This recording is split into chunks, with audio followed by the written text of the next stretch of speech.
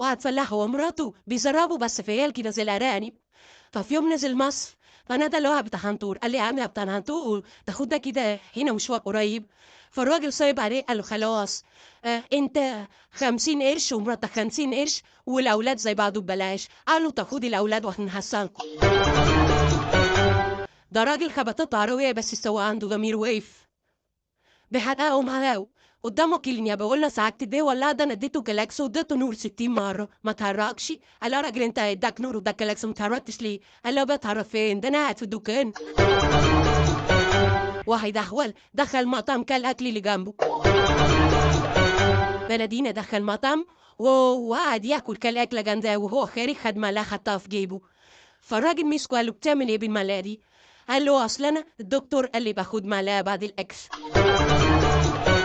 بلدينا دخل ياكل في مطعم فالراجل جاب له سمكه، طلب سمك، جاب له سمكه كبيره قوي قدامه واحد هلنجي جات له السمكه صغيره عايز ينصب على الراجل. بلدينا وارخب منه السمكه افتح. قال له بقول لك يا ابو البريات تعرف ان الدنيا بتلف؟ قال له كيف بتلف؟ وراح لفف له الترابيزه جاب السمكه ايه الكبيره قدامه السمكه الصغيره قدام بلدينا. فبلدينا ماوسه قال له حياة ابوك سيب الدنيا على حالها.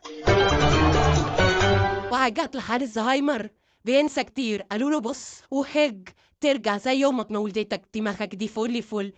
صايب وراح حج ورجع راحوا يباركونا يا حاج ايه الاخبار؟ قال له مضافة ايه وجو ايه 3 مليون ونص على وقفة عرفة ناس زي الفل حجاج زي الفل والطواف والسعي كله 100% والمية الساعة وكل حاجة. بس نسيت ايه يا بطرس؟ راجل بلدينا راح يخطف طيارة جاري على الطيارة ومعاه مسدس. الكابينة بتاعت التواليت شبه الكابينة بتاع الطيار راح داخل فيها لقى راجل قاعد على التواليت راح حاطط له مسدس قال له نزلها في قبرص. كهرباء يخاف ابنه لقيت هاسي حفره في الحيطة ودفنه. فلاح موظف في وزارة الصحة رفضوه عملوا عصاب وقالوا زي الصحة قال له ما سيبناها. ميكانيكا ايه رقدوه مستشفى دبريش.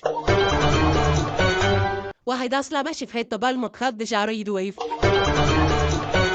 والله انا كنت في لندا لقيت 2 عرب الاتوبيس ابو درين جاي وابو لي تاني هم خلينا نركب فوق. قال له ماشي فوق مفروض سواد. مجنون بيبص من شباك سراية المجانين لا واحد عمال بيركب في عجله وحيران ال4 صواميل طارت منه. فنزل له قال له انت شايل هم الحكايه دي ليه؟ مش كل عجله فيها 4 صواميل؟ خد كل عجله صاموله وركب عجلتك 3 3 3 3. لا لا برافو عليك ما تقولوا عليك مجنون ليه؟ قال له مجنون بس مش حمار. راجل بخيل حلم بالليل بيفرق فلوس على اولاده صبح الصبح حلف ما ينام تاني.